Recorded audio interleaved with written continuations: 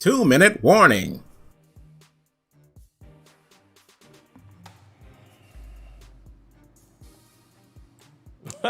Look at that. Yo, look at my camera. Hold on, y'all. Let me get this straight.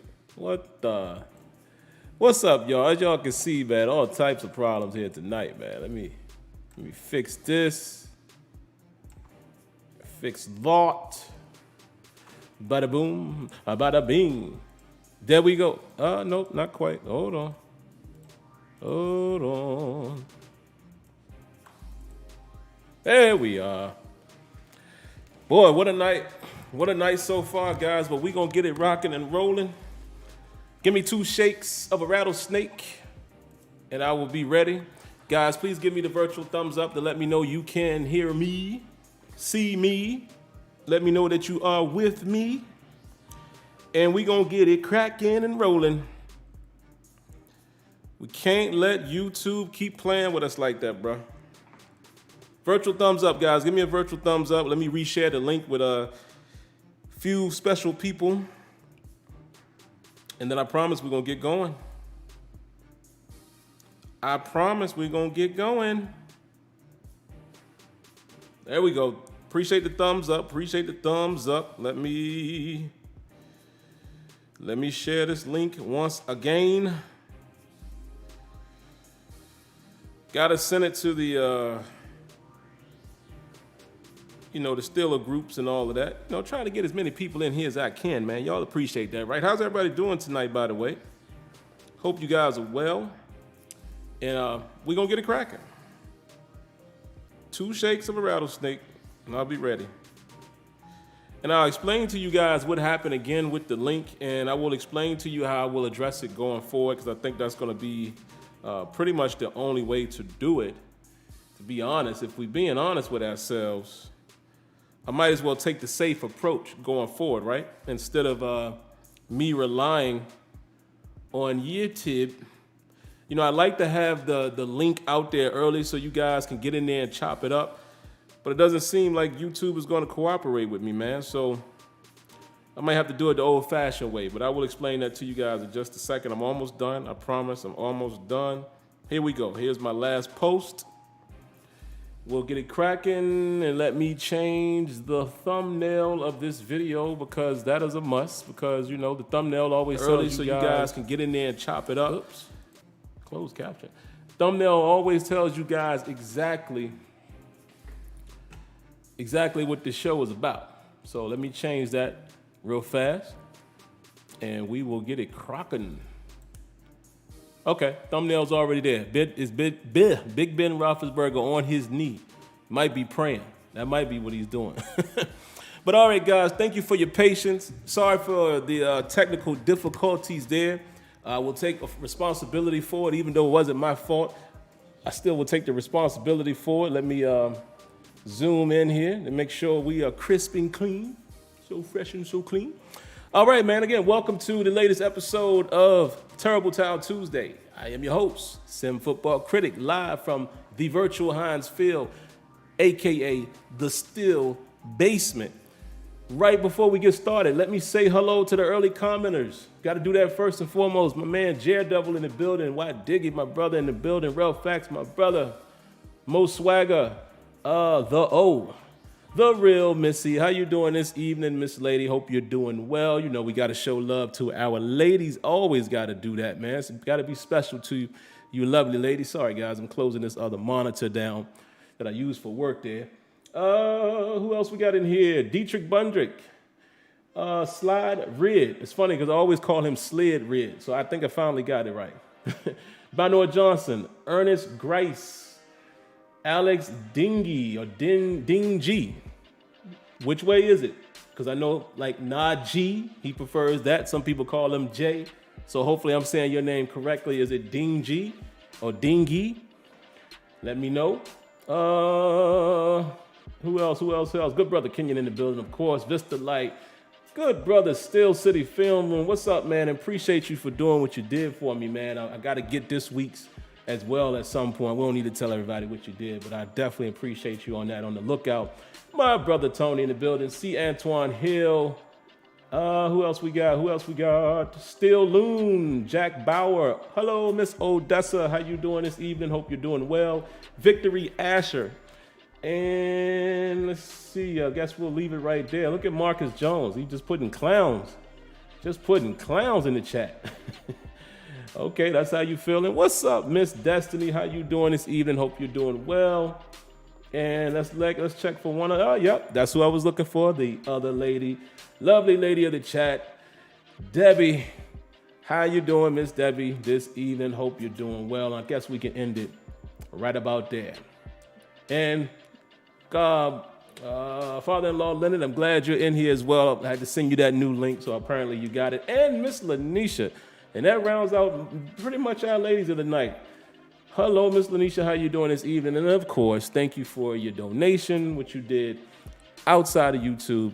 Always thank you for that. You're so kind and I appreciate it. Let's see. Where y'all want to begin, man? Where's my phone? What I'm going to do here tonight, I'm just going to give my quick account of the injuries that we know about so far. Things that we need to look out for.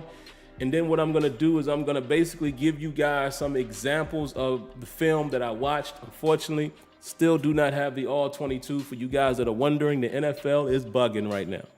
And I am tweeting them daily.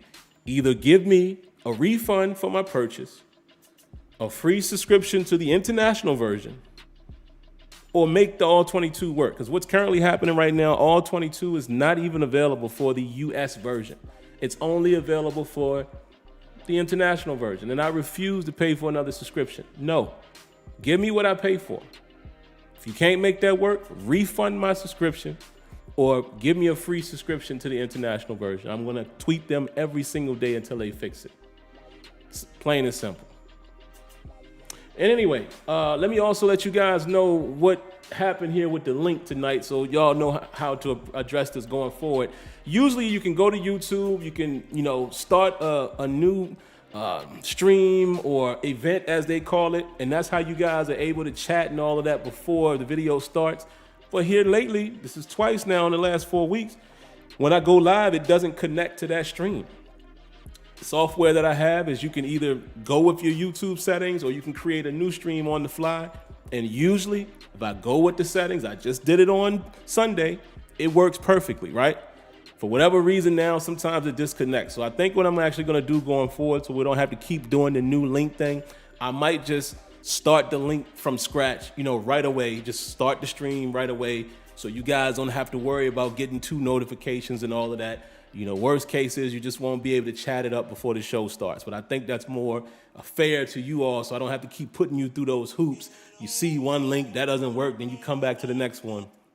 So I think that's what I'm going to do going forward. But all right, let me go get to these injuries, and then I'm going to basically give you my account of certain plays. I have the timestamp, so if you guys have the ability to rewatch the game, you'll know where to go look at it. Again, I won't be showing all 22 live anymore because I don't have it at the moment, even if I wanted to. But I'm just not showing any NFL content on this show because, of course, you guys know I am a monetized channel. I have to monetize Terrible Towel Tuesday in my streams because that's what gives me monetization, right? And unfortunately, the NFL doesn't like that. So what I think I'm going to do for you guys who have become members of the channel, I think I will show some of these plays and kind of break them down a little bit the best I can from the TV view. And that'll be like member-only content that I'm not monetizing on. So at least that way, like I said, at least I'm giving you some benefit for paying your monthly subscription, if that makes sense. And then there'll be other things coming down the road, but I think that's probably how I'm going to go about doing any type of film situation because, y'all respect me for being open and honest. I just can't, I cannot just put in my time and effort to not be able to monetize. So, obviously this is my flagship podcast. This is the one that I need to monetize. I think you guys understand that, and hopefully you do. But anyway, let me get to the injuries, man. So Ben Roethlisberger, we found out, has a pectoral, a left pec. Did not want to hear that because that also means it's very possible that Ben Roethlisberger doesn't play. And if he doesn't play, who's the next man up? we'll ask that question a little later. And again, guys, tonight on Turbo Towel Tuesday, the phone queue is open. Phone queue is open. I'll try to get through my stuff quick, and the remaining amount of time is for whoever wants to call in and say whatever's on your mind. So we got to keep an eye on Ben Roethlisberger. Then also, the growing game. The growing game. It just seems like the growing injuries keep growing. I told you guys I was a rapper at one time, right? I could put words together. That one was easy, though. The growing keeps growing. I don't get it. But we know about Hayden. We know about Bush.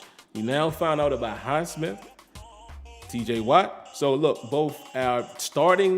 two of our starting outside linebackers, pass rushers, 2 of the 3 were injured with the same injury in game.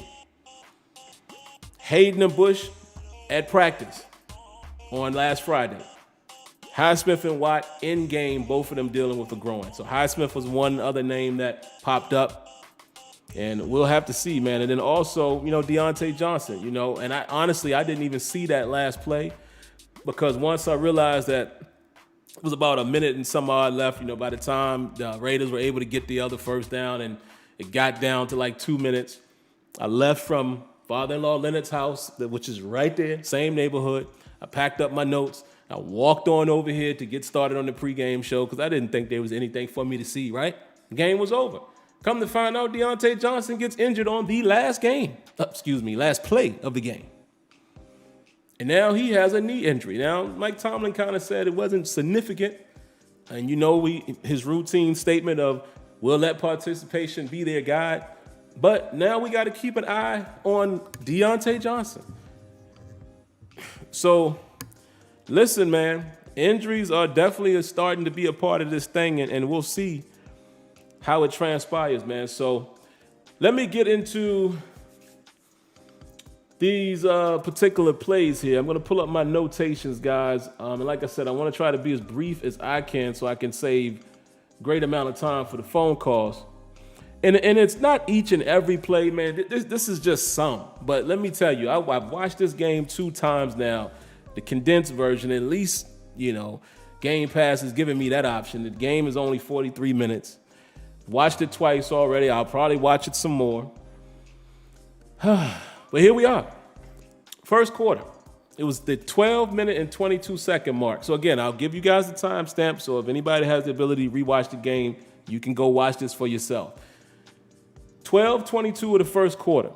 Ben pulls the trigger on Juju way too early. These are my notes, all right? And then I will explain what I'm saying. Pulls the trigger way too early on Juju. Deontay Johnson was wide open behind him for a clear first down. Now, let me try to remind you guys of what play that was. That was that play when we did a little play action. Ben did like a little boot, little rolled out action, but he threw it quick. To Juju. Juju got tackled. It looked like maybe he was going to be able to do his infamous break tackle, but the guy made a great tackle. We only picked up a couple yards, right? If you go look at that play, Deontay Johnson breaks free right behind him. It's a clear first down, if not big gain. And I know some people will say, oh, it's easy to see, from the guard view. And no. Ben pulled the trigger really quick. Go watch the play. It was like play action. There's Juju, throw it. So it looks like it was intended on being a quick hit, which, again, if that was the read, that was the read. But again, if you have more than one progression out there, you're looking in that direction. Deontay is open behind him because the outside, forget who the receiver was. It must have been Claypool. Yeah, the outside corner went with Claypool down the field. There's nobody there. And Deontay Johnson is in front of whoever that is playing underneath. I think it was a linebacker, and then it's a safety on the opposite side that's near him, but he's wide open. All Ben had to do is wait literally a half second. He's right there. Go watch the play and you guys will see it. He's right there, man. Go through the progression, Ben. Don't be so quick to pull that trigger. Listen, I'm telling an 18-year veteran that, but I'm just saying, you see some of that out of Ben Roethlisberger, and maybe all quarterbacks, but you see some of the almost like a predetermined, if he's somewhat open, I'm going to hit him versus kind of reading the action. But it is what it is, man. Listen, I don't know more than Ben Roethlisberger knows. as far as quarterbacking. Let's see. The next play, 11 minutes and 42 seconds of the first quarter. Kendrick Green gets put on his keister. And you guys heard me talk about this one right after the game, right? Ebron, I said, you got to make that catch. That was the one when Ben kind of pump faked and scrambled out and, last minute heave, and Ebron kind of dives after it, hits him in the hands. Got to make that catch. Because remember, against, was it the Bills? It was either the Bills or preseason. It might have been the preseason game. Maybe it was the warm-up game. Remember, again, Ben being Ben, chucks it downfield, and Ebron allows the DB to play through him. So that's a couple times now that Ebron is unable to come up with the big-time catch after Ben being Ben, playing Ben ball. But that one right there, got to make that catch, Ebron. You got to make that catch, man. And listen, again, the rule is the rule for any receiver.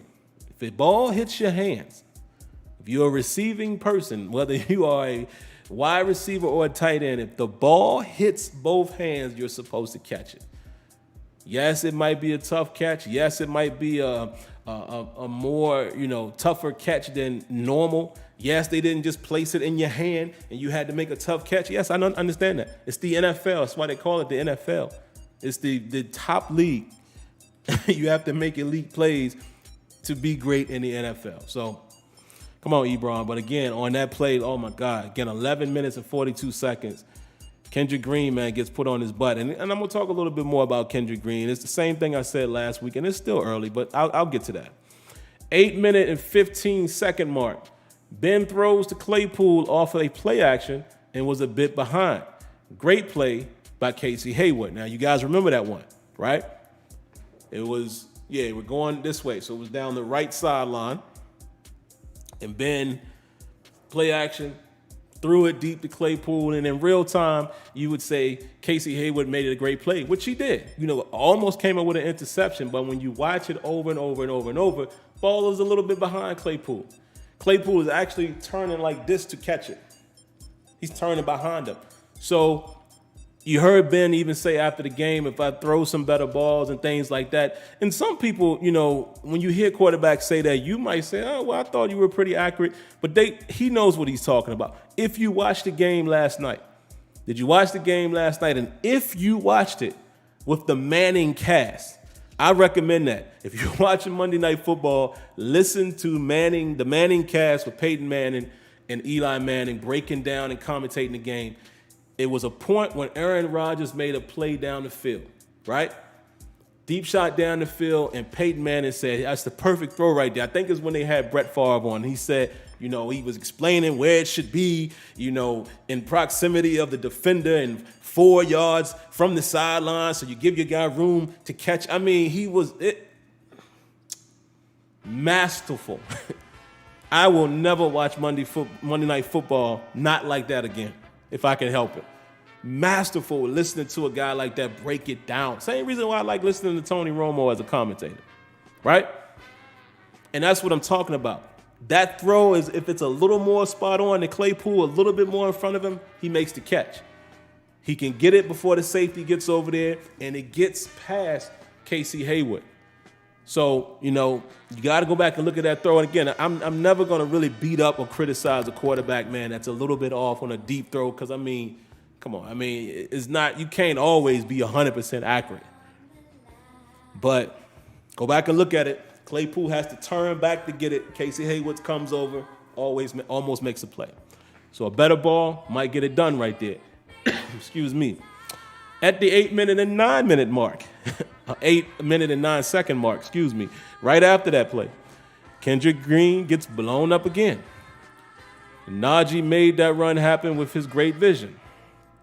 Okay, and what I'm talking about is that play where Najee picked up 13 yards. Now, remember what I'm saying here as far as when he did that. At the 8-minute and 9-second mark of the first quarter, Najee Harris picks up 13 yards. It was the play. Looks like it was a little trap or a count or something of that effect. Kendrick Green gets, pushed back. To me, I got to look at it again, but it kind of looks like a split zone play, like I explained on Sunday, where the tight end is cracking down, right? Freiermuth gets a nice block. Kendrick Green gets blown up. And that's the reason why I said Najee uses his vision to bounce in behind that and find the lane. And he picks up a quick 13 yards. But remember, I'm going to come back to this. Remember at what point I said that happened. 8 minutes and 9 seconds of the first quarter was when he picked up a 13-yard gain. That's important. 6-minute mark. Dan Moore gets beat on the pass rush. Najee does help him. And Ben forces the ball downfield and it gets picked. That was the play where, it was said that Deontay Johnson didn't continue to run. I even mentioned it on Sunday. But as you look at the play a little further, after further review, that's probably not a good throw anyway, Ben, because the safety's right there. So that was going to be a tough play regardless. If Deontay Johnson continues to run, the cornerback was right there with him for the most part. If he continues to run, the safety's going to be there too. It's still going to be potentially picked off or batted down or what have you. It was a heave. It was a force into a bad situation, and the bad situation turned out to be the worst because it got picked off because Deontay Johnson didn't continue to run. But again, if you go back and look at that play, the safety was there anyway. So that still would have been an incredibly tough play for Deontay Johnson to make. Should not have thrown that ball, Ben Roethlisberger. Point blank, period. But again, on that particular play, Dan Moore, got beat a little bit on that particular pass rush, but it is what it is. And again, I'm just jumping around, guys. It's a multitude of plays that I could tell y'all, but we don't have the time to do that, right? So I only have one play in the second quarter, and there were many, but this one was important. 15-minute mark, so to start the second quarter. And I wrote here, I said, should Ben have dumped it down to Najee? Ben ends up getting sacked. This was the play when Ben was kind of in the middle of the pocket, buying some time a little bit, and then he took off to run. Najee standing right in front of him. It's a easy 5 yards. If Ben throws it to him and Najee doesn't do anything else but get tackled, it's 5 yards. Najee is standing in front of him at 5 yards, and there's nobody there to make the tackle. I think if he dumps it down to him quick, Najee probably runs towards the sideline, maybe picks up 9, 10, perhaps.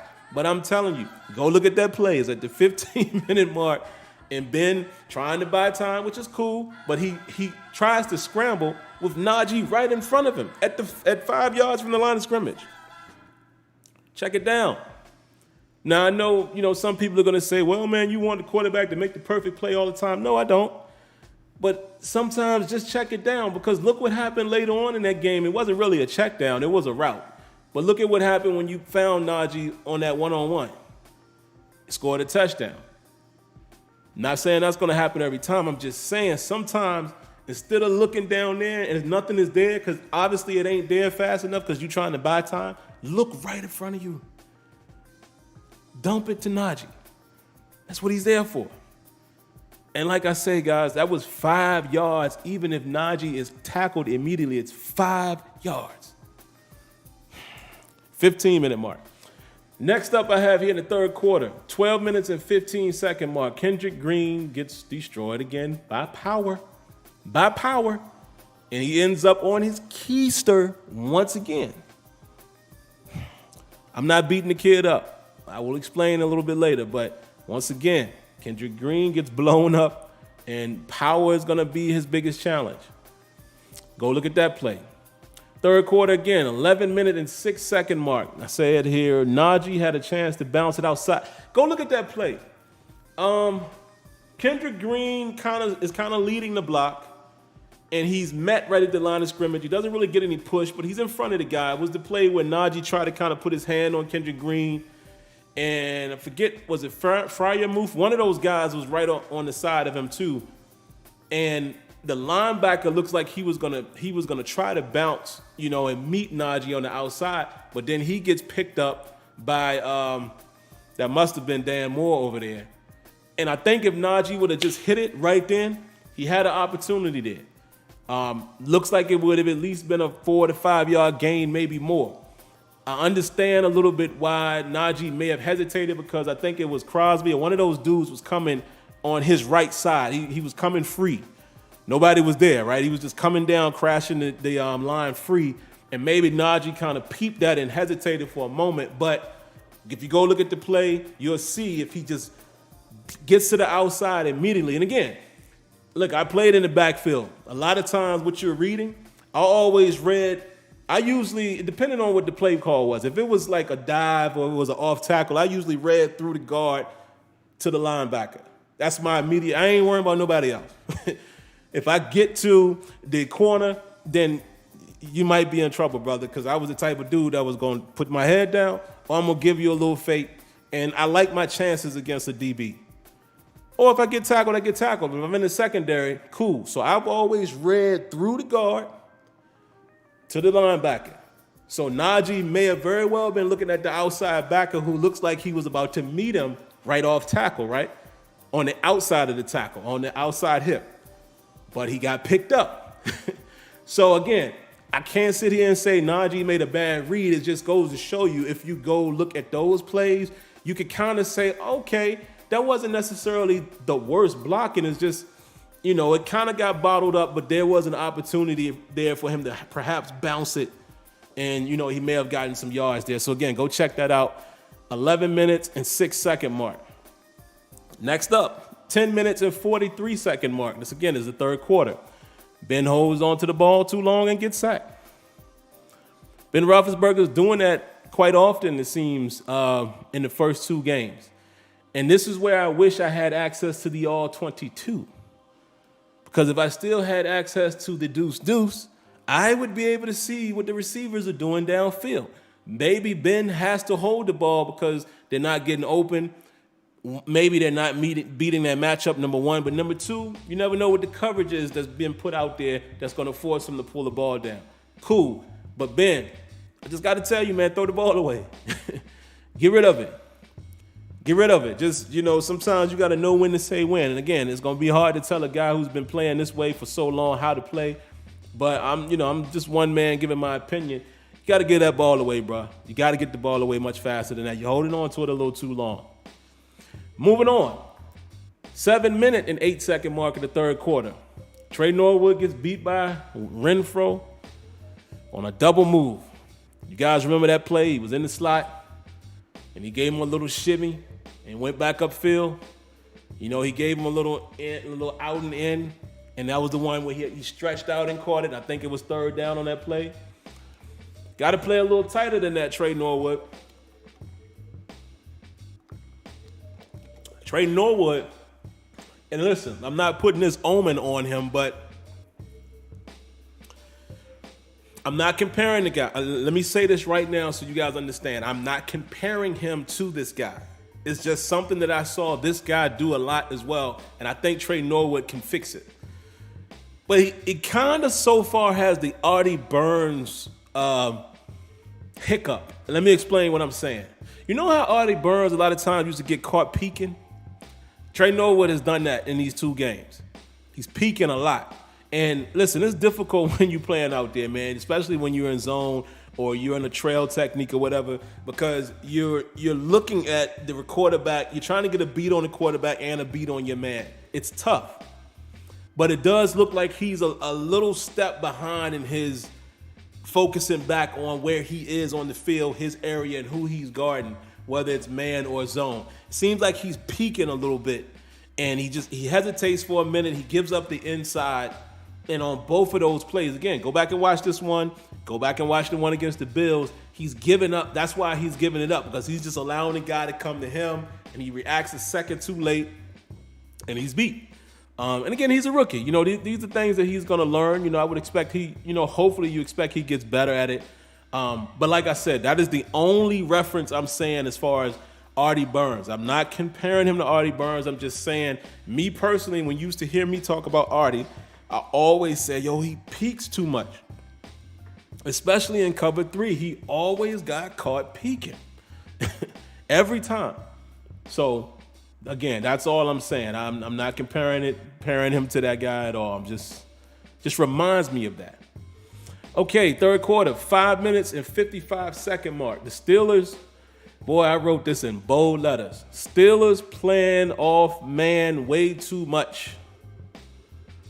And Kenyon is my witness. I texted to him today because it was the second time I went through the film, and I was like, let me explain to you guys what I'm saying. And it seems like a Steelers trait quite often. And it's funny because I'm going to give you the greatest comparison right after this example. When we play man, we don't often play tight. We don't press that often.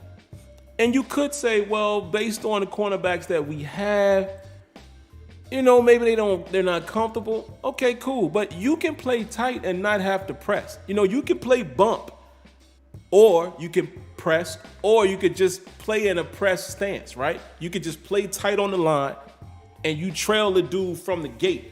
It ain't no turn and run. You playing him, right? You don't have to press him. You don't have to bump and run, but you can play tight. The Steelers don't play a lot of tight man, and it's weird because that's what they talked about that they would like to see from, again, that's what they were talking about when they drafted Artie Burns. They said that's what he did in college. And we rarely saw Artie Burns get in somebody's face, press and run, right? That's what they said they liked about Justin Lane. He was long.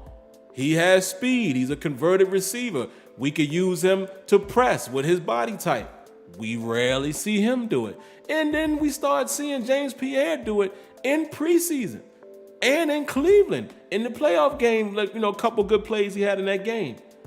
But we're not seeing it that often. Now, granted, you can't do it all the time. It's just like you can't call man all the time. You can't run zone all the time. Even though some NFL teams do, they're just confident in their ability. But we don't play tight man that often. I don't really understand what that is. We give up a lot of cushion, and honestly, we got to give Derek Carr a lot of credit. Derek Carr did exactly what he was supposed to do. He took what the defense was giving him all day. And on that play, 5 minutes and 55 seconds, I wrote here, Steelers playing off coverage. They gave up the over route to Ruggs against Pierre. Y'all remember that play? It was like an over route. It might have been a deep dig maybe, but it looked more like an over route the way Ruggs ran it, and he caught it right in front of Pierre. And then Pierre misses the tackle, and Sutton's coming, and Sutton missed the tackle, kind of knocked Pierre off, and Ruggs runs down to about the 18-yard line. Remember that play? Go look at it.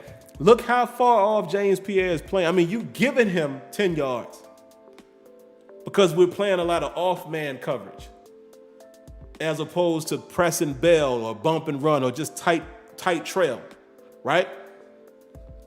And I mean, it was so easy. It was just easy pickings.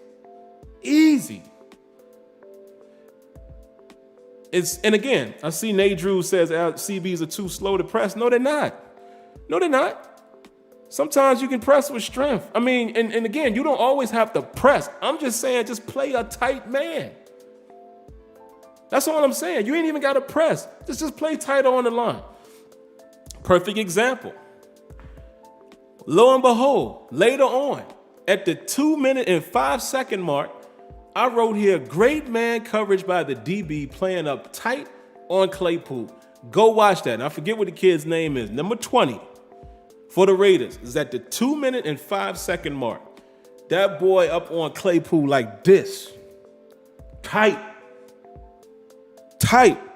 Like, this is Claypool. The boy was up like this. Almost could have chest bumped him. Didn't press him.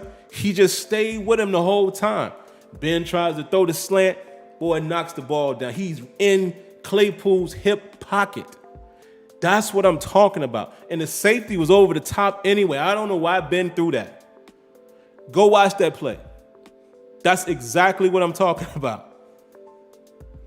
You don't have to press. And again, like I said, mix it up. Sometimes they'll play a little tighter. Stop giving up so much cushion. Go watch that play if you guys have the ability to do it. He was in that boy's hip pocket, bro. 2 minutes and 5 seconds of the third quarter. Go watch number 20 against Chase Claypool. Bigger than him and everything. And he, man, right off the line, all the way through the catch, stayed in phase, got the ball out of there. That's what I'm talking about, bro. We rarely do that, and we supposed to have a guy that can do it. Let's get to the fourth quarter. Got a few here. 15-minute mark of the fourth quarter. Cam Sutton misses a tackle, gives up plus 10 yards on Yak. That was that quick play that Derek Carr threw to the, I forget the kid's name, man. He's relatively new for them. Number 89. You know, he had a decent game against the Ravens in week 1. Then, you know, he had caught a few balls against us. But that particular play, Derek Carr threw it to him. He caught it at about 4 or 5 yards past the line of scrimmage. Sutton plays it up tight, comes up, tries to wrap him up. He breaks out of it, and then he scampers for another 12 to 13 yards or so. Got to make that tackle. Got to make that tackle, man. Now, just to prove to you guys what I'm talking about, fourth quarter, 13-minute and 7-second mark. This is exactly how I wrote it. I said, we decided to play tight man. And it was against bunch. Now, let me explain to you why sometimes you don't run tight man coverage against bunch. Well, when you're in bunch, first and foremost, the release is awkward. So you can't really press nobody anyway. So you just take press out the window. But even if you're playing tight, you run a risk of getting picked, you know, because it's bunch. You don't know how they're going to break. So I understand why you wouldn't do it in that scenario. However, even when you have bunch trips on one side, I would like to see the backside guy get played a little tighter because it's basically one-on-one over there. So look what we did. We decided to play a little tighter. Our corners lined up maybe three yards or so away from the receivers in bunch. We played a cover one with Minka Robin. Minka came right down to Rob. Keep that in mind too. We're going to talk about that. Minka came down to Rob. Norwood almost had an opportunity to get a pick six. This is the play I'm talking about. Cam Haywood bats the ball down. Go look at the replay. Derek Carr throws the ball. He's going to Renfro. Renfro is doing a slant. He's covered. I forget which corner was covering him. It must have been, that might have been Pierre over there. I can't remember who was covering him. I think Pierre was up top. So it either was Sutton or may have been Norwood, because I honestly can't remember where Renfro was lined up in the bunch. But anyway, tries to throw a quick, no, it wasn't Norwood because Norwood almost got the pick. So yeah, it had to be Sutton, I'm guessing, or it might, no. It might have been, it was, because Homeboy was out there then. Witherspoon was out there on that play. But if you go look at the replay, dog, Witherspoon is right on his hip, and Norwood steps in front of him. And Renfro had to turn back to, dog, that was a pick. Go watch it. 13:07. Norwood jumped that joint so beautifully, and it would have been a pick six. Like, I almost wish Cam didn't bat it down, but Cam being Cam. But, bruh, go watch that play. Go watch that play. And I'll tell you this. Look what happened when we decided to play a little tighter. Again, it's not going to work every time. I'm not saying that. I'm just saying I would like to see more. You know, I would like to see more than us just laying back so much, man, on especially on to-go downs, you know, like situational downs, possession downs. I hate to see us just lay back and do what we normally do. But go watch that play. I got two more for you. 9 minutes and 44 seconds of the fourth quarter. So much going on in this play. This was the Minka play. And let me tell y'all right now, I'm going to take this off of Minka for a second. What did we hear all week from myself, many others, Steelers Depot? They said that the Steelers cannot let Waller beat them. We knew that had to be a part of the game plan, right? Up until that point, Waller didn't really do much. Waller hadn't done much. That means we were bracketing him. What did we see the Ravens do against the Raiders early? You know, he got loose in the second half, but you saw they were bracketing him. So we all knew, okay, Waller is their go-to guy. Definitely on third down. We can't let him beat us. But I also said we got to be careful not to let others beat you. That's the risk you take. You force the others to step up. And honestly, in a perfect world, you take that chance. You just know you can't let him beat you. And you take a chance of trying to stop the others. So what happened on that play really? And I know Minkah, you know what? Round of applause to Minkah Fitzpatrick.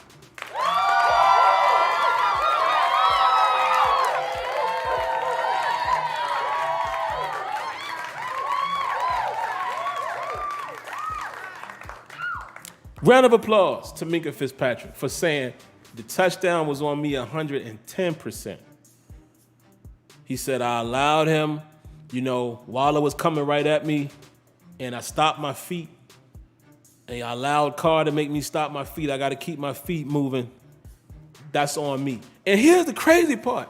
Minkah almost still got there. Almost. Some people are going to say the ref was in the way. But he almost still got there. So it was still great recognition on his part to say, oh, wait a minute. The floodgates just opened. But this is what happened. Watch the play. Minkah steps down first. He's eyeing Waller, which I'm sure was the game plan most of the day. Like I just told y'all on the play where Norwood almost got the pick. Where was Minkah? Minkah was roaming in the box. Well, not really roaming, but he was the robber. He came down to rob anything coming across. Waller's over there by himself with, I think, Pierre at the time. Might have been Pierre.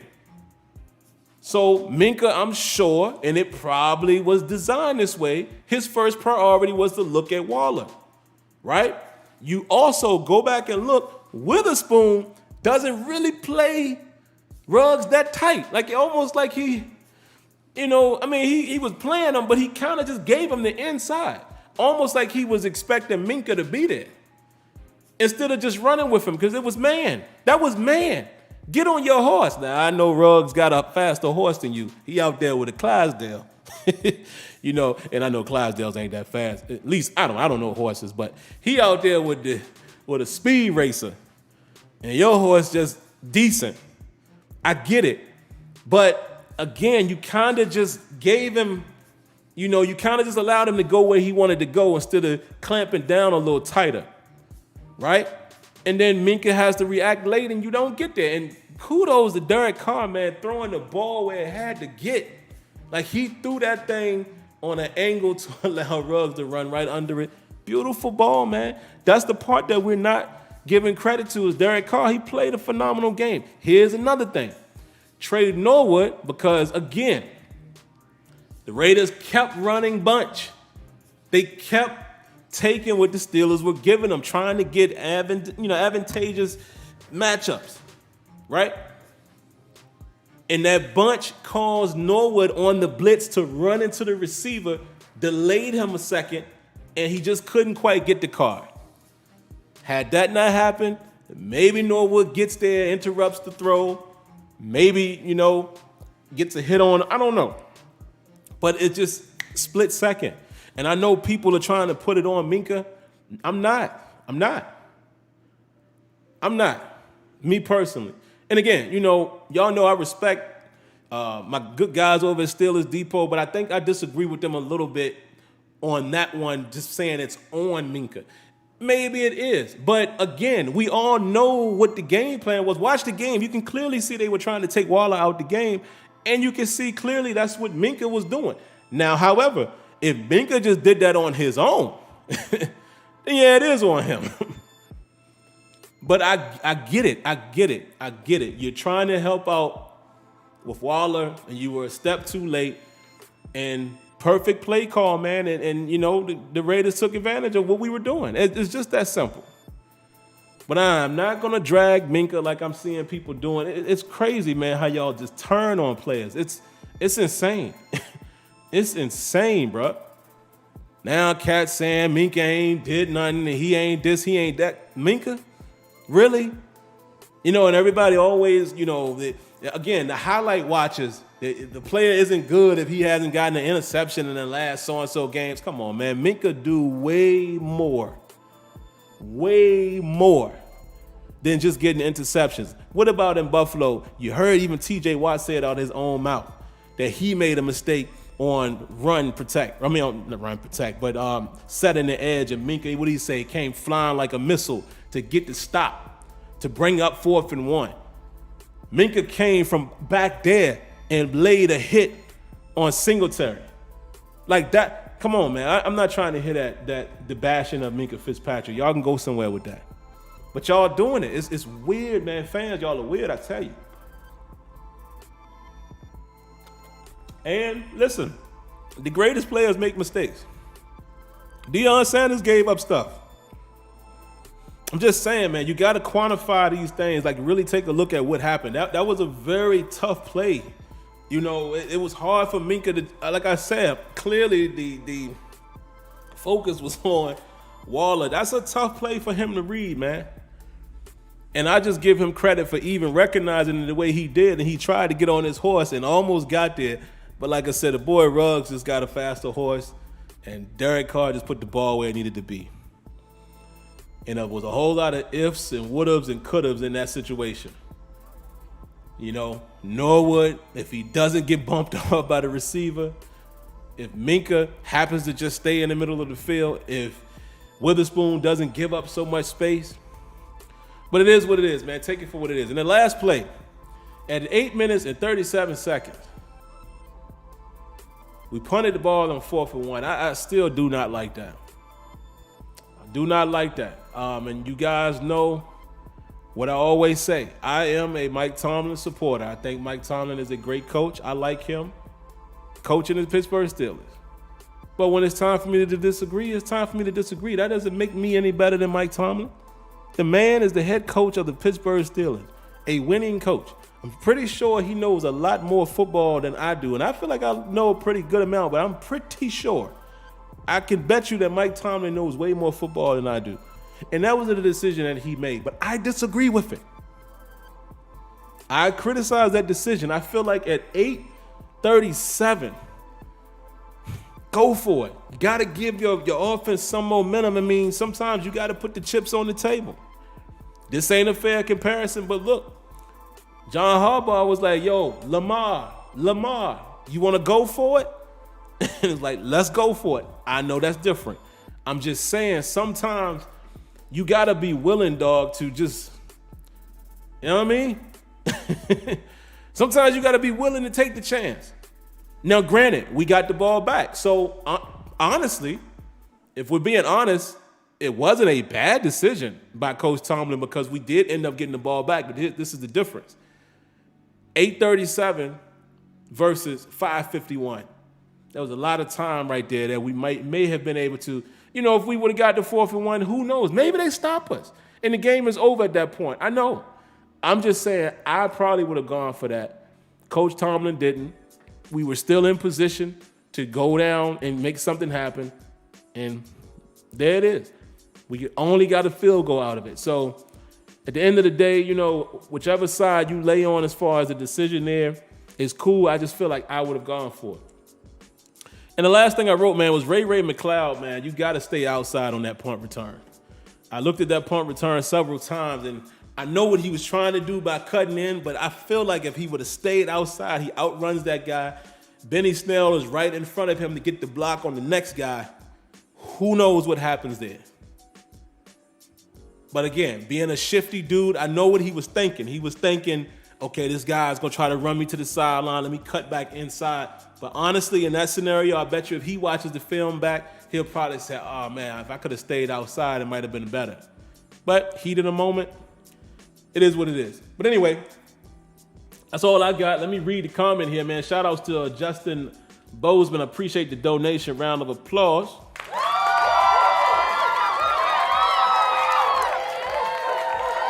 Appreciate. So let me read your comment. He says, I use Sim and Kenyon. It doesn't matter. Or maybe you said I told you. Doesn't matter who the running back is if 3 out of 5 linemen can't win matchups and get blown up off the ball. Blocking matters. Well, what I would say to you, Justin, is I don't think you told anybody nothing in terms of that. I think everybody knows that. Like, I don't think anybody thought the run game was just going to automatically become spectacular just because Najee was there. In fact, I was the one who kept saying last year, look, man, I know y'all say the offensive line sucks, right? But 5 games last season, we rushed for 100 yards. So what happened down the stretch? That was my question about the O-line. What happened? And then I also said, drafting Najee was a great idea. I still think that. I still think that. Also, I wanted to say this. I'm glad you said that. This was something else I wanted to get to. Guys, we have to be patient. The Dallas Cowboys spent 3 consecutive drafts drafting first-round linemen. It takes time. So if any of us thought that the run game was just going to automatically right out the gate, you didn't hear me say that. So, and I'm not saying you told us like you're saying, I told. No, I'm not saying you're coming off like that. I'm just saying that to me should be, for anybody, that should be the obvious. If the guys can't block, remember last year when I was showing film and I was showing you even David DeCastro meeting Connor in the backfield, like, don't matter who's back there. But here's the funny thing. This is what really grind my gears, man. Najee Harris was 7 for 30 in the first half. I know that doesn't sound like a lot. And I even sent this statement to Steelers Depot, and shout outs to Alex and Dave for reading it online, reading it as a reader question. And even Dave said, he reminded me, he said, yeah. He said, but, successful rates over yards per carry. And in theory, I agree with that. But here's the point I'm making. 7 attempts, 30 yards, and at that point, he was averaging 4.3. Remember, 8 minutes of the first quarter, he had a 13-yard rush. Later on in the second quarter, he had a 14-yard rush. 7 carries. He ends up with 10 total carries. In what world does that happen? So my point is, I feel like we gave up on the run too soon. So what? You only get a yard or 2 on first down. So what? You run a play on first down and you lose a yard. That doesn't mean you throw the run in the trash. 10 carries? And I know people are going to say, yeah, man, but we were down. We weren't never down far enough to where it was unattainable. Think about that. For most of the game, it was a 1-possession game. How did the man only get 10 carries? 10. Number one, not overall, but first round draft pick, you only give that dude 10 attempts. Now, if we rush 20 times and you only get 40 yards, now we look at, okay, it might be an issue, but I feel like you got to try to establish the run. You came back off of it. Green Bay last night, and again, I don't try to compare teams to teams. It's different things. Philosophy, schemes, players. You can't do that. Because I seen people doing that all last night. I saw people doing it Sunday. Man, look at how the Ravens run. And look, the Ravens run game, you cannot compare that to the Steelers or pretty much hardly any other team in the NFL. Because the threat of Lamar Jackson is always there. And even the formations that they run. You just can't compare it. But what I'm saying is, if you're going to establish the run, Steelers, you got to give it more than 10 attempts, bruh. Why the game is still close. I know you trying to do this and trying to do that, and I'll riddle you this. The offensive line isn't as bad as we think. If you look at it from a play-by-play standpoint. The worst part of our offensive line right now, to me, Chooks gets pushed around a little bit, man, and we know that. And Kendrick Green, I keep saying it. I love Kendrick Green when he's on the move. Kendrick Green had some pancakes in this game, but he also got put on his keister. It's power. He has to find a better technique to anchor and deal with that power. And it will come, I think. Maybe it won't, but I'm just saying this, guy. It's week 2. It's week 2. Like, y'all fans, man, and I gotta say y'all, even though we're family, I have to say y'all because I don't think like this. Y'all be ready to throw the team in the trash or give them the Super Bowl after 2 weeks of gameplay. You can't do that. They're young. Dan Moore is a rookie. Coach Tomlin even said, look, man, this dude's floor is higher than we thought. Kendrick Green is a rookie who didn't play center that much in college. Kevin Dotson, second-year player. Chooks Okorafor, he's probably the one guy that you could say, I don't know if you're going to pan out. You've been here long enough. But the rest of them, dude, you got to give them time, man.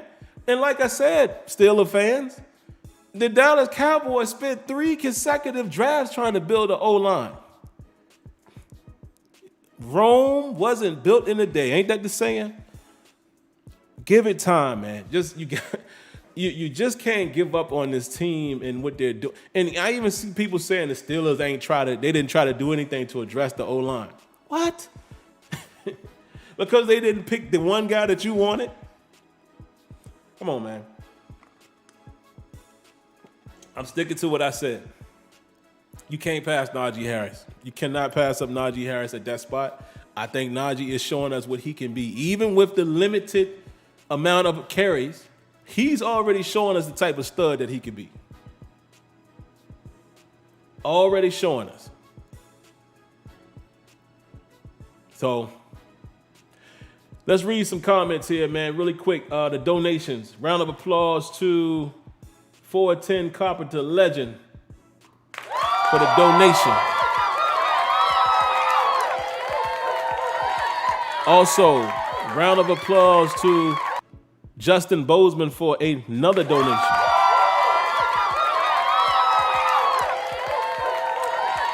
.410 Carpenter Legend says 10 carries was mind-blowing. Absolutely. Justin Bozeman says Chooks was the best run blocker last game. Laugh out loud. Well, that's your opinion. I'm not going to challenge it. I saw it differently. And I never said that his run blocking was horrible. I said, did I not say the offensive line wasn't as bad as some of you guys think it was? But I'm talking about Chooks over the course of the time that he's been with the Pittsburgh Steelers. He's not the best right tackle. He's not. I ain't talking about what happened Sunday. And there was a time or two on Sunday that he was on his butt too. And I'm not beating up any of these guys, but like I said, all of us are going to see the game differently. So, like I said, I don't challenge opinions anymore. Not going to do it. Let's get to the phone calls, man. Let's get to the phone calls. Call in, my friends. We got, let's see, we got a good 25 minutes, and I hope that's enough time, man. It takes a lot of time away, man, when I have to chronicleize the game and stuff like that. But hopefully we got enough time to get these calls in. So first up in the queue is area code 609. What you got for us? What's going on, SimFBallCritic? Good. What's going on, man? Whew, man, let me start with the offense. I feel as though that Ben, I don't know, it's just a little bit has to do with Ben and the quick passes from last year. A little bit has to do with the young offensive line. And some of it has to do, I don't know, it's just like, feels like everybody's not in sync. Now, don't get me wrong, still week 2, still early, and we have a brand new offensive coordinator in that Cannon. So, gotta give a little bit of time for it to develop and stuff. I'm a little bit worried about Big Ben and, this offensive line. But defensively, I think we try to do the best that we can with the players that we have on the field because, we lost a majority of our stars and stuff.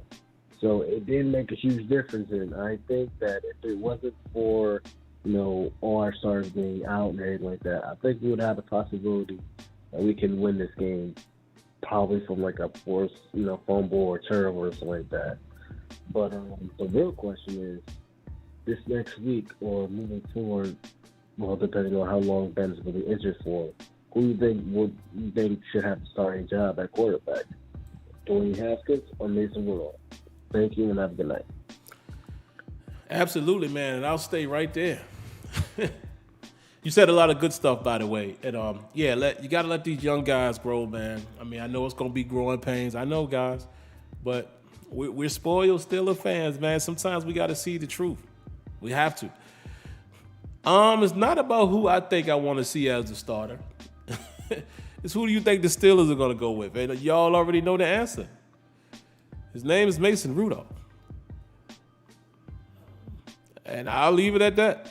I mean, because what I think, it really doesn't matter when it comes to some of these things. It don't, because the Steelers going to do what the Steelers going to do. But I'm pretty sure it would be Mason Rudolph. Unless Matt Canada puts his foot down and says, I think this guy can do what I want to do this week. And maybe it's Haskins. We'll see. But more than likely, it's that guy that y'all love, man. Rudolph the Red-Nosed Reindeer. So, there you have it. Area code 202. What you got for us?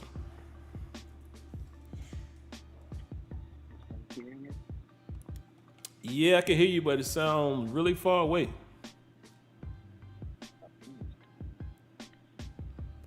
Yeah, I can barely hear you, man. I'll come back to you, brother. I'll come back to you, man, and check back on if you still can hear me. I'll come back to you in a moment, but yeah, it sounded like you were really far away. Next up, we have area code 678, and there's two 678s in the queue, so this one is 678-595. What you got for us? Hey, thanks a lot for taking my call, sir. Oh, yeah. Real fast, you touched earlier about Derek Carr and how he was dropping dimes. And it's really unfortunate for our quarterback, as many years as he got in the game, how he still throws the ball behind. He's like, his arm is just so inconsistent. I say that a lot when I call. I mean, I like Ben and all, but his arm is just sometimes so inconsistent. That pass he's thrown to James Washington's behind him.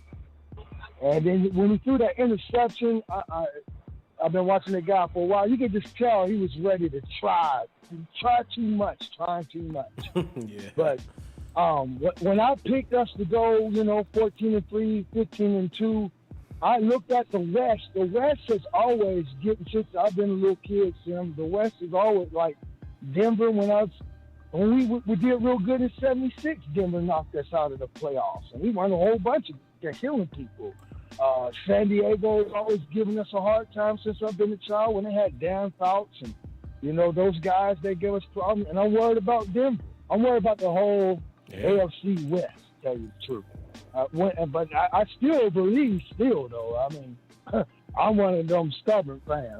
We could lose again this week, and I'll still be talking about we're going to be 13-4. I'll change it. I ain't mad at you. I ain't mad at you at all, brother. Yeah, man. And also, man, if you don't get a number one draft pick tailback, and let them run 10 times. And then if you get a number one draft pick, it's 4th and 1. I'm like you. Hand that ball to that man. Let this man earn his way. If he gets stopped, then he's going to get some type of experience out of it. There's something something positive going to come out of it, whether he gets it or doesn't get it. But thank you for taking my call. I know there's other calls in there. That's all I had this week. You have an excellent night, man. Man, thank you for calling like always. You do the same. Please do. But yeah, man, I'll speak on that. You gotta do it. And listen, at the end of the day, I can't say it was a bad decision because when Tomlin explained why he did it, that actually happened. We did stop him. But I just feel like at that moment, give a little confidence into that offense, man, and let them see if they can get it. You saw Ben's disappointment, and again, people, and I saw somebody in the chat say, and I absolutely agree. Let me read this comment. He says, I think most fans let the media tell them how to feel and put blame on it. He said he played ball and he coached it. That's Charlie Brown. Absolutely, man. I feel like that's why I like to call people highlight watchers, because all of that is included. You don't have your own opinion. You're listening to what they said on this show and that show and that show, and now you regurgitate the same thing. Like, nah, man, I just ain't with that. And one other comment I wanted to read real quick while I see it. Robert Westover says, say what you want about the reindeer, but he can stretch it down the field. You absolutely right. Mason Rudolph will take shots down the field. That's why I give the boy credit. So, but yeah, man, you gotta give your first round running back the ball and more than 10 carries, man. He could get a yard, bruh. If you can't do that, we don't deserve to win, man. Next up, the other 678, 699. What you got for us? Yo, Sim, you hear me? Yes, sir. All right, what's good with you, bro? So I'm going to try to hit a couple of points here and make this quick. I really like what you said earlier, first and foremost, talking about the fans turning and stuff. I mean, in my personal opinion, I'm not going to say Ben played a vintage game by any means, but to me, overall, he seemed relatively sharp. Did he miss some throws? Of course, that's to be expected. But I'm looking at stuff like Claypool, the ball hits, now tough catch, but we're in the NFL here. The ball hits him directly in the hand. That's 7 points right there. Ray cutting inside. You can't guarantee he's going to score, but that could be a potential field flipping play. So that's, you'd like to believe maybe at least 3 points. We're talking about a game where you lost by 9. So right there, you're looking at, in my opinion, a potential 10 off the rip. My second point to me would be talking about Mason. I've never really understood why the entire SteelerNation hates Mason Rudolph. I mean, the guy's not stud by any means, not the franchise answer. But let's keep in mind, the last time we watched him, he played in Cleveland against a team that needed to get into the playoffs. We rested some of our starters as well, and the kid still went out there and threw 300 plus 2 touchdowns. He did throw a pick, but I felt like I watched improvement considerably between when he started the year prior and what we saw the last time he ended up playing an entire game with what seemed to be a majority of the starting unit.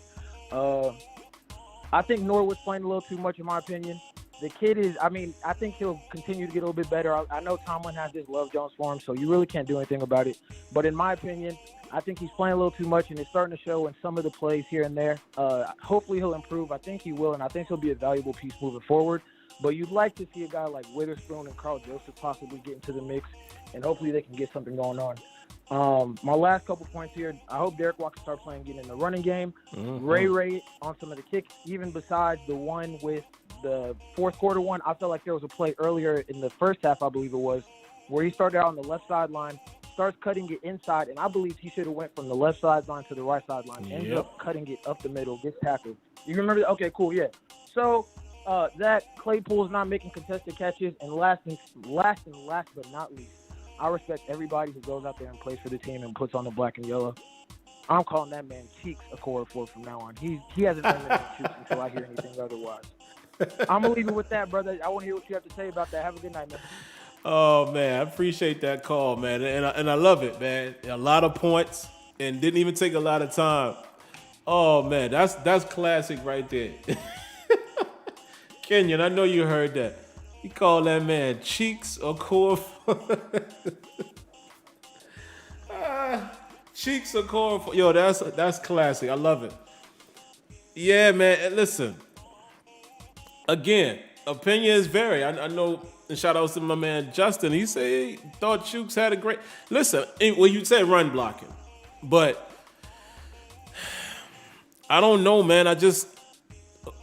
Chooks just not doing enough for me to feel better about him. He's just not. He's just not. We all know how we felt last season. And that's all I'm saying. I haven't seen a progression.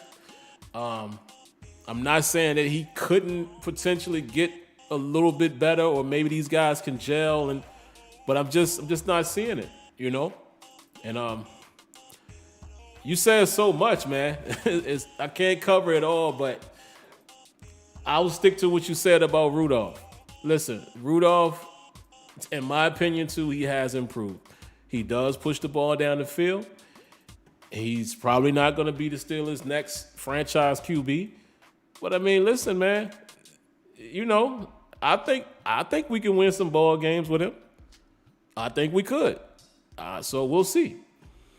But let me read the comment here, man. Shout outs to Mariano Pampa. Appreciate the donation. Round of applause.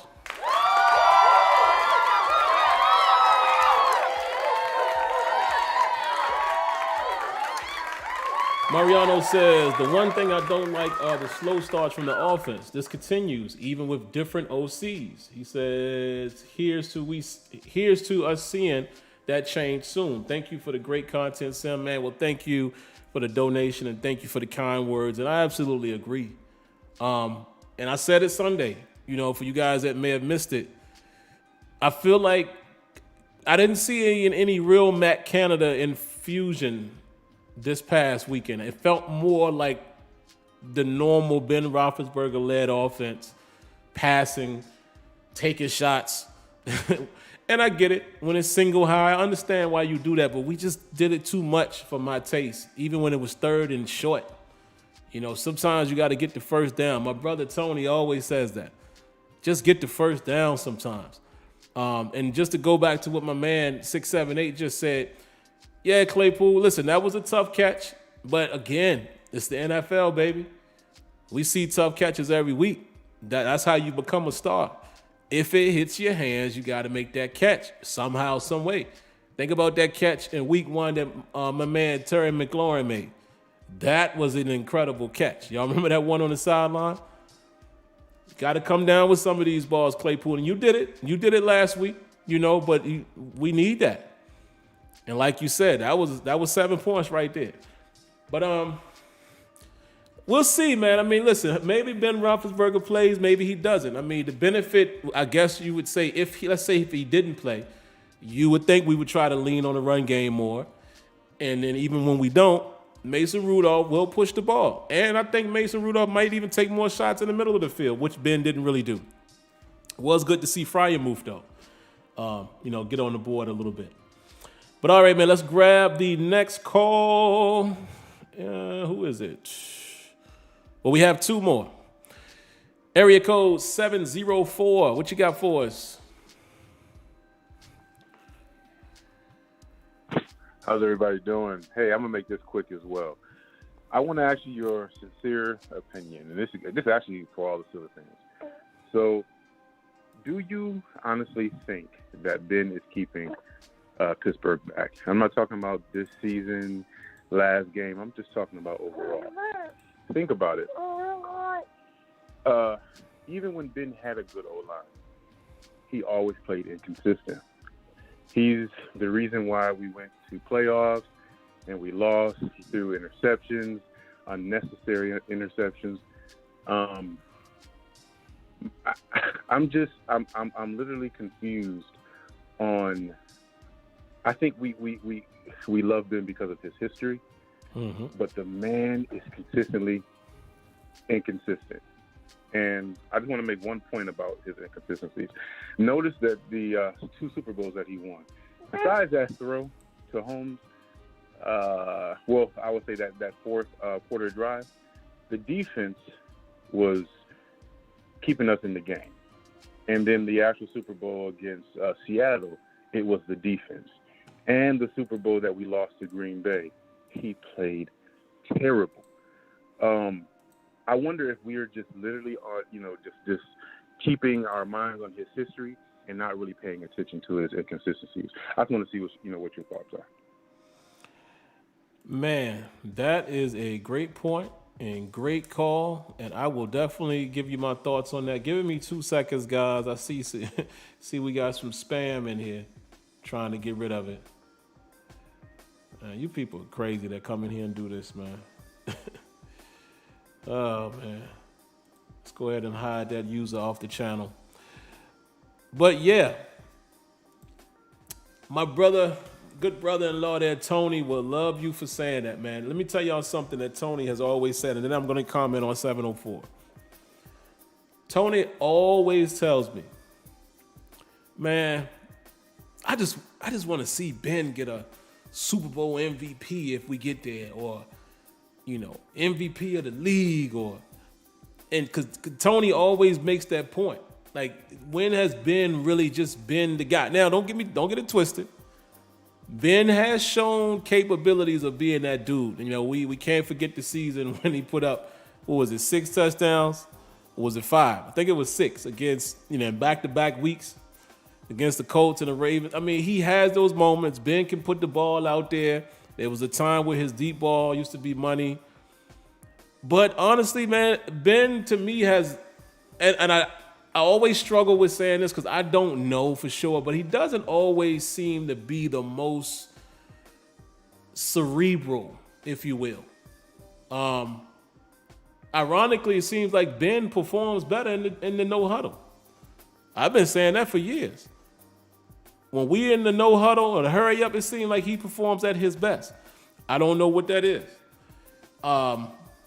Do I think he's holding the team back? I do think he is, especially the last couple seasons in regards to this. He's stuck in his ways. He likes what he likes. He likes to be pass heavy. He checks out of things. So in that regard, I do think he could be holding the team back from balance and things of that nature. But I definitely do appreciate what Ben Roethlisberger has been to the Pittsburgh Steelers. Like I said, he's the only quarterback that allowed me to see with my own 2 eyes a Super Bowl championship. Ben has had many games that he's played pretty well. But if we're being fair, maybe he's never really felt like that dude that you knew you was going to win with.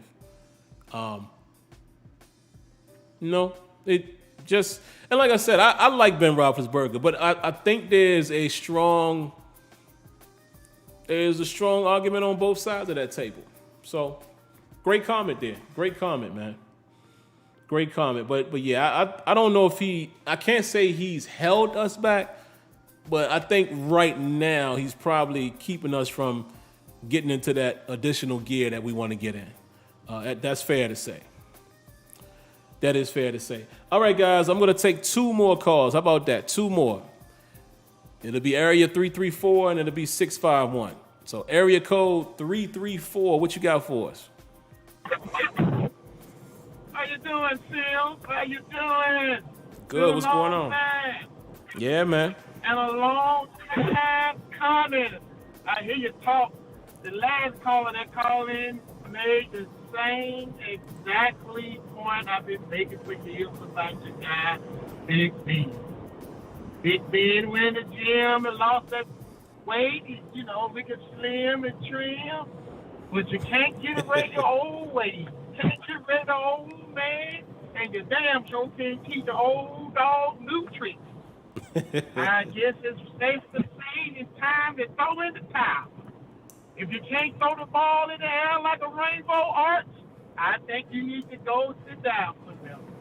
I remember watching that game that day. I seen them Raiders put a bumblebee hit on Ben. He lay on the ground. He wanted to get up. He said, "No, I ain't getting up. I don't think." I said, "I can just pop back up like I used to." It's time to sit our old horse down, our old mule, and go get the duck and let him do his duck magic, because the Rams got rid of him. And I think he played pretty good in the preseason. But just like our growing pains with a young man, you just got to stick with your guns, what you got. Now we got to sit around and wait to this Sunday and look at the Bengals and say to themselves, this is the opportunity to go ahead and take this other guy out, because after that, we ain't got nobody else. And that's all I got to say. And you know how I feel about Ben. He's not going to do right. He's stuck in his old ways, and he's going to live his life, the rest of his life, exactly like I said. Thank you, Sam, for inviting me in. Thank you. Oh, yeah, man, always. I appreciate the call, man. Like you said, it's been a while. It's good to hear from you.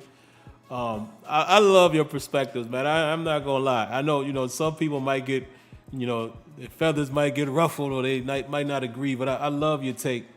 It's very entertaining. And actually, listen, I was right there with you until you said go get the duck. Nah.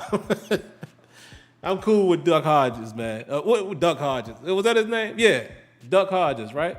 Duck Goose is what I call it. Man, listen, no disrespect to Duck, man. It's just, that ain't the answer. But yeah, no problem. But like I said, man, listen, I think we a little too hard on Ben Roethlisberger, man. I do agree with what my man said, though, 704. There's absolutely been times, and I think it's fair that most of us fans can say, look, Ben has definitely held us back at times, in my opinion, in recent years, because he has been consistently inconsistent. That's a fact, right? He's played great, no doubt. I respect him as my QB, but yeah, man, yeah. It's been some times, man, where you looking at Ben and you like, yo, what are you doing? But I do think he gets a fair shake. Unfair shake, especially at this point in his career. I think sometimes the recency bias does kick in because, Ben has been a great quarterback for the Steelers, no question. But yeah, I think 704 hit it on the head. It's very possible that he does kind of have us stuck in fifth gear right now. And the reason why I say fifth gear, because y'all know that used to be the top speed.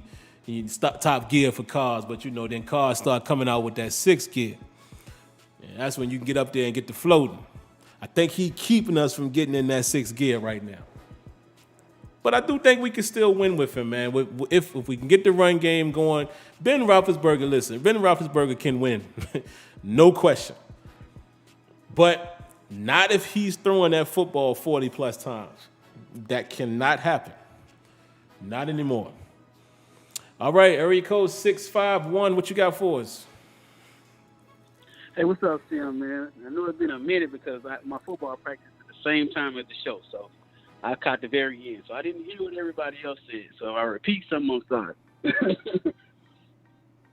So I went to my first game in Pittsburgh this week. I was actually at the game, and to see the whole field and see being completely not see receivers wide open, and he wasn't under pressure either at those times.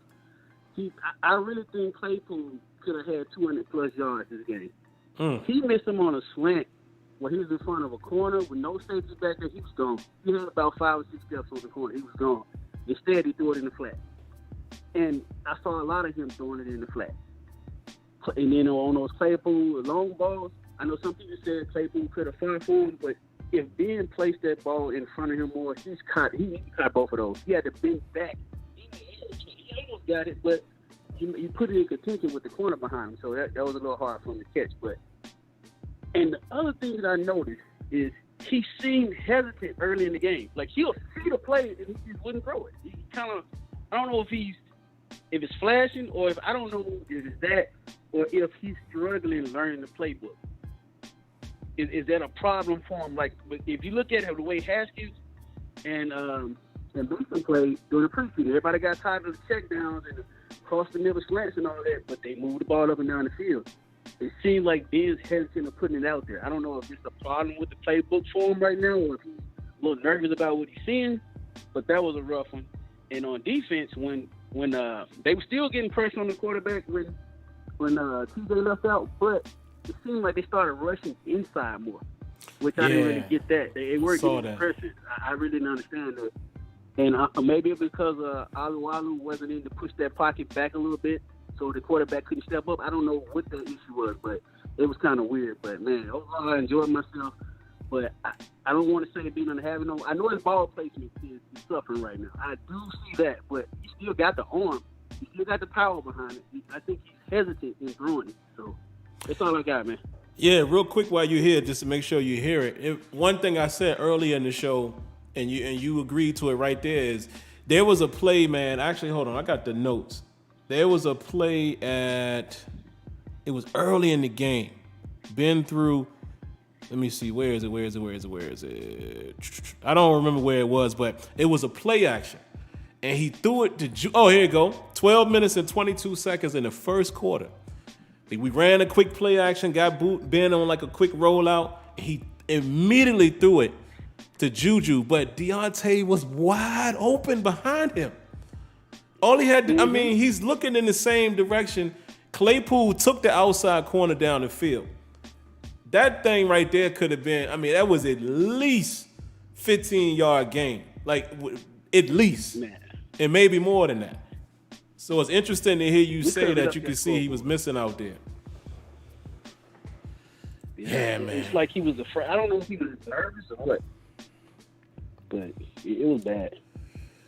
Well, man, definitely appreciate your call. Appreciate you calling in. And like I said, guys, I'll be honest, man. Listen, I've never played NFL quarterback. And like I said, even when I talked about that play, it's easy for us to see that the guard view, especially at the game, especially where I sit purposely. I sit higher up, see the whole field. But we still, Ben, you got to see these, man. You have to. And again, I am not throwing Ben out with the bathwater. I still think Ben Roethlisberger is a quarterback that we can win with. Because let me tell you, that day is coming when we got to draft somebody else. And let's just say that guy ain't getting the wins out the gate. Then we're going to see. We're going to see how y'all react then. That's going to be interesting. But come on, Ben. You said it yourself. You said you got to play better, so show us. All right, we actually do have one more call, so I'm going to take this last one, and then that'll be it. Area code 757, what you got for us? Hey, what's going on, Slim? It's your bro, Jay. Oh, man, what's up? I figured it might be you. What you got, man? Hey, look, man, I was just calling on the Ben jump, man. I had to just throw 2 cents in there, man, and we all agree on what's going on now. But I just feel like that's our quarterback, and it's a totally different era right now. Yeah. Don't forget about those Steelers-Raven games with Ray Lewis when he and Najee and all of them, Nata, with broken noses and just the toughness that Ben brought. That's a fact. It's like people is like, and for the, as far as like the organization, wanting to, I'm not going to say rush him out or nothing like that. We knew it was 50-50 with Kevin. I kind of think he wanted him out, but what was the option at the time? We freed up a lot of space for next year. We might have options. We might have options coming up next year, but like you said, I still believe we can win with him. And I'm not going to try to hold you up because I know you're about to get off, but, this past week, I actually saw some things. He took some shots down the field. Yeah, he did. He wasn't doing that last year. He got hit a bunch, too. He got hit a bunch. Ben got punished. But he was taking shots, and he was moving around a little bit. He was moving around. He's still an old man, but I still got a little faith in him, son. I still got a little faith, and we're gonna see where this thing goes. But I'm still repping the nation, and if we get Devin and everybody on that defensive side back, and we can stay healthy, it can be, I hope so, more like it was in his early years where defense, y'all hold them, then just a throw or two. I don't want them throwing 40, 50 times no more. Mm-hmm. And get Najee involved. And I'm going to let you do your thing, but SteelerNation, man, we're still in there. Everybody wanted one in the North, and I still got faith in us. No doubt, man. That's pretty much it. Appreciate you calling, my brother. That's my brother-in-law there, guys. My true brother, even though both of them are true brother-in-laws, but that is my actual brother-in-law, meaning that his sister is married to my brother. My man, Jamar, man. Yeah, listen, he's right. That is a fact. That is a fact, what he just said. Ben Roethlisberger, what is it, 17 or 18 years in? I can take these headphones off now. Yeah. He is what he is. It is a different era. And like I said a little earlier with the other caller, it's a little bit of recency bias. We're looking at what Ben has done over the last few years, and you probably are comparing him to the days of now. And if that is the case, then yeah, maybe you feel like the Steelers should have gotten rid of him. Y'all know that won't gonna happen monetarily. Number one. Also, he's going to be a Hall of Famer. Number two. Also, he won the organization 2 Super Bowls. Number three. When Ben will be Dave Bryan said something on the Terrible podcast that I fully agree with. Ben Roethlisberger will be the quarterback until he doesn't want to be the quarterback. But I think some of us, and myself included at times, we are forgetting the era that Ben came from. And like he said, man, what a perfect example. Those games against the Ravens and winning 3 times. And Haloti Nada, a dude I wish we could have had on our team. Busting that man, nose up, and he walking off, nose crooked, like, and just Ben being Ben. How many Ben being Ben play? So you got to take the good with the bad. You know, to me, he's kind of like a Brett Favre. You know, if you were a Packers fan or whatever, you was sick when he threw an interception, but you know he gonna do it. And that's kind of our version. Ben is that, but you got to love him for what he is. And, yeah, I do agree with my man, though. I still agree with 704 said. I do think he might be holding us back from going in a different direction, or maybe, you know, full success that we might be able to have with a Matt Canada style offense. But it is what it is, man. He's our quarterback. We got to run with that. Because let me tell you, if he don't play Sunday, most of y'all will be saying, man, that's why we're not going to win, because there ain't no Mason Rudolph's out there or Dwayne Haskins. It should be Ben. So if you can still say that, we got to roll with the punches, man. But all right, man. Let me take a look at a few of the chats here, and then that'll be it. What y'all got? James MC, I'm not even reading that comment. No, we shall not. Tank is not in my vocabulary. That is whack. You know why it's whack? Because my basketball team, look what happened.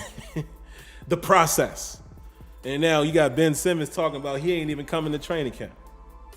I'm done with the tanking and the process type of theories. Nah, we're not doing that. What y'all got? Why Diggy says, also, I don't know if you mentioned it, but the O-line not helping Ben up at all, man. Man, yes. What's up with that? Ben was getting punished out there, and you right. They had clear shots of when him just getting up by himself. And you know Pouncey didn't play them games. Ramon Foster didn't play them games. I need the O-line to get in gear. Go help that man up. Oh, man, because Ben was getting blasted. Remember that one joint that on the 4th and 4, I think? And Crosby just... I thought Ben was dead, man. I really did. Yikes. Lanisha says, run. Maybe I should screenshot this and send it to the front office. What happened? Y'all talk about Sam Howell? Somebody said Howell was not guaranteed. Yeah, he's not. But, you know, me and Kenyon done had our eye on him for a second. Destiny says it's only week 3. We'll see who's talking last on Ben's subject. Good point, Destiny. You know, we'll see. It's funny, like, what are we, 1-1? If we somehow, in a few weeks from here, and let's say we sitting at 6-2 in a couple weeks, down the road, none of this talk is happening probably. You know what I mean? So you just got to be patient, man. Got to be patient. Tim Jack, don't ask me that after seeing how well Aaron Rodgers threw the ball last night. Ask me in week 4. Let me see how we look against these Bengals before we start talking about the bad man. And another game I am worried about, if y'all are wondering, is my guy Russell Wilson. It's my dude, man. I love Russell Wilson, man. Alex says, instead of using all 22 footage, use Madden footage. Yeah, but that doesn't give me the game, though. You understand what I'm saying? Like, the footage I need is what actually happened in the game. There's no way I can reproduce that. So that's what I'm saying. I need to be able to look at the all 22 and come back in here and tell you guys what happened in the game. Who's this? Mr. Biggs. Excuse me, Mr. Biggs. How you doing, Mr. Biggs? How many of y'all remember that? Whoa, I can't sing them songs no more. Y'all know who wrote that. I'm tripping. Mr. Big says, it's getting frustrating. I'd rather drop the season and get a top 5 quarterback than get to the playoffs. Man, I respect y'all's opinion, but like I said, I'm not going to challenge opinions. I respect it. That's how you feel. Captain Spartan says, I did focus on the Washington starting right tackle, and I liked what I saw. Okay. I didn't pay. Oh, you talking about Cosme? Cosme gave up a few in that last game I watched. Dominic Schooley says, I take Ben in his prime than any other QB. Ooh, you talking about any other QB now or then? Because, yeah. Yeah, there's a couple quarterbacks I could throw out there. I'm not saying that's a bad choice, but I'm just saying.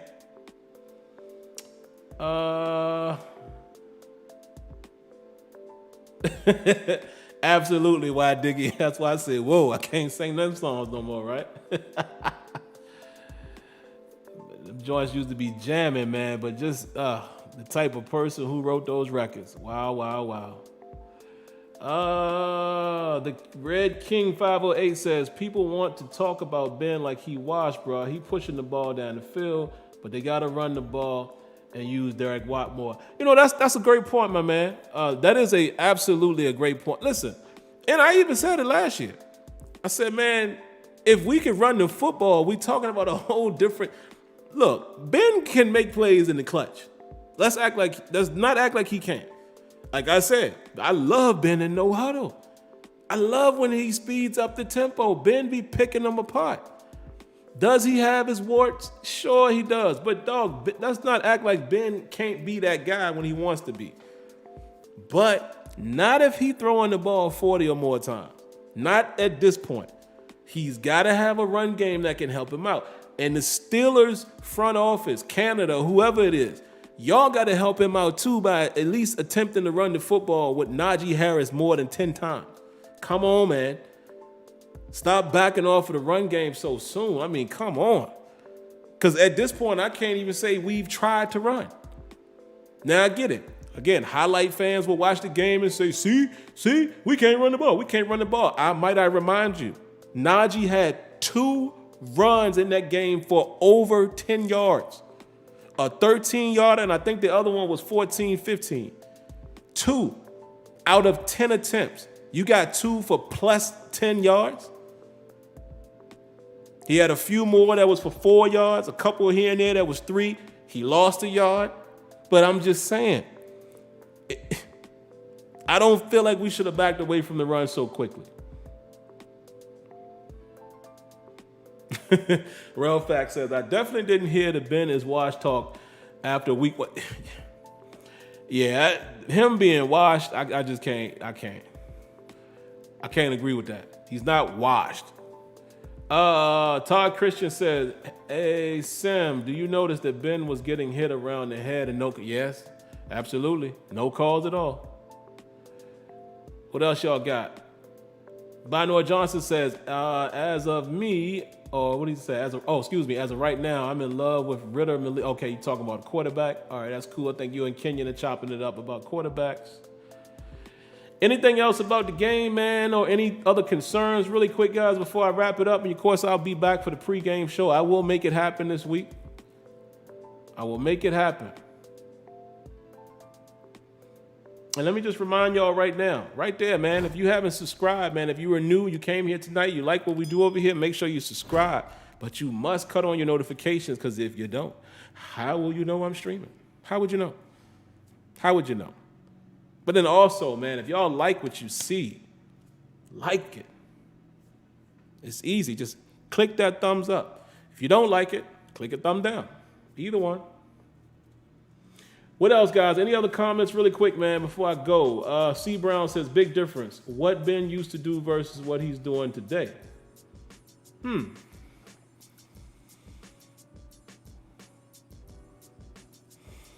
me think on that.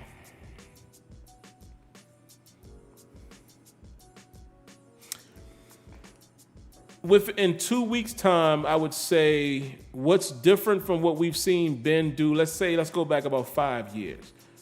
I mean, trying to go way back, I can't sit here and compare what he did 12 years ago.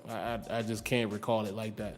But over recent years versus what we're seeing this year so far, he's not getting the ball out as quick. He's definitely not. I feel like both in the Bills game and in this game, I actually think he played better in this game than he did against the Bills. I feel like he's holding the ball a little too long, man. I really do feel like he's holding the ball a little too long. You said this reminds you of the Packcast, the podcast? Okay. I hope that's a good thing. I'm not familiar with that podcast, but hopefully it reminds you of that because it's a good one. At least that's what I hope. DMT J2834 says, saw something about the old lineman not helping Ben up after he was getting killed. Max, I mentioned that. Yeah, man, I wouldn't say it's a big deal like they're not doing it, because they don't like him or something like that. I just think it's one of those small things that, go help your man up. Listen, Pouncey, like I said, Pouncey didn't play them games. Max Starks, guys like that, Ramon Foster. Come on, man, you got to help him up, man. All right, now y'all can roll in a couple in. Ben needs to retire. That's this dude's name. Round of applause to that.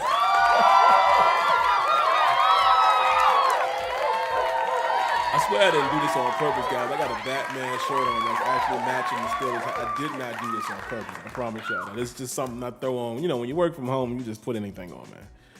He says, this is his name. He says, Ben needs to retire. That's his actual name. But he says, the Raiders don't have a top 20 O-line, and Derek Carr pushed the ball down the field effortlessly. I mean, blaming the O-line for everything is childish. Okay. I think I see where you're going with that. And like I said it earlier. The O-line isn't playing as bad as some people would think. There were actually some decent pass pros in that game. I mean, I had a debate, with my father-in-law watching the game. It was times where he was like, Ben ain't getting no time. I was like, nah, Ben getting time. Ben was getting time quite often. Now, there were times that they got beat, yes. So they have to approve, but honestly, I don't think they are trash. I don't think they're playing as bad as some people say. I do see where there's potential there. I was listening to Merle Hodge earlier today, and Merle Hodge was like, everything that offensive line is doing can be corrected. I kind of feel that way. I don't feel like anybody is just straight up trash. Like I said, I like Kendrick Green still. It's just he's going to have to find a way to better his technique against power. He's got to anchor down a little more because power is going to be his Achilles heel, man. That's going to be his kryptonite.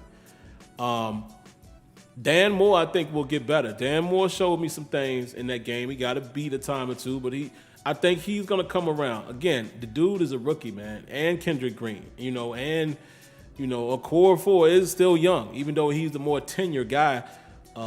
Trey Turner's going to be what he's going to be. I don't think he played the worst. I don't think he played the best. I think he could give you, decent enough reps to, allow us to run or, get some passes off. But again, if you go back and watch the game, man, there were times when Ben was getting time. There was times even when Ben, he held onto the ball too long. Quite a few times. The pump fakes and all that. So they're not playing as bad as some people think. They're just not playing as good as they could play. Binor is just saying right here, he says, execution is really the struggle for our run game. I don't think it's impossible at all. You see other teams with O-line on paper that don't scream elite, but at the same, they do well. That's what I'm saying. Excuse me. We have to remember to give these guys some time. Got to give them some time to gel, man. This is a reconstructed offensive line. Let's not throw these guys out with the bathwater so early. Be patient. Be cool, man. The car is popped. Be cool. Last one. Football Mind 02 says, Kendrick Green will only get much better defending the power rushes. You either have that or you don't. And listen, that's a fact. That is a fact. And I think I mentioned that I was listening in on Dave and Alex. They did a live stream last night, and I made that comment. I said, look, I asked, what do you guys think? I like to get other people's opinion. I was like, it's but so much he can do with his talent and his physical stature at this point, I mean, you really can't improve that much more.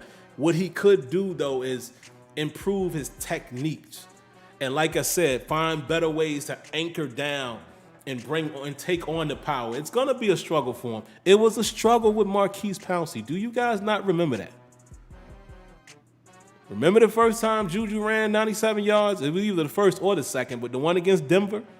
Did you not see Maurkice Pouncey in Ben Roethlisberger's lap? It happens. But like I said, he's going to have to try to find a way to just be better equipped against it. And sometimes he's going to lose those battles. It is what it is, you know? So there you go. All right, guys, I think I'm going to go ahead and get out of here, man. Somebody said word on the street is the Bengals are going to bring back Ryan Finley for this one. You guys are crazy. But yeah, I'm going to go ahead and get out of here, man. I hope you guys enjoyed the show tonight. I told you I make this one a longer show where you guys can call. You definitely did your job and did that. Next time you'll see me should be on the pregame show. No phone calls for that one. Just a quick account of what I think the Steelers need to do for keys to victory against the Bengals. And there you have it. And by that time, it's really for us to get an update on who's playing, who's injured, who's questionable, and all that type of stuff. And yeah, we'll top it up. But other than that, man, I hope you guys have a great evening. Great evening. Be well. Be safe. God bless. And of course, thank you for tuning in to Terrible Towel Tuesday. Catch you guys next time. Peace.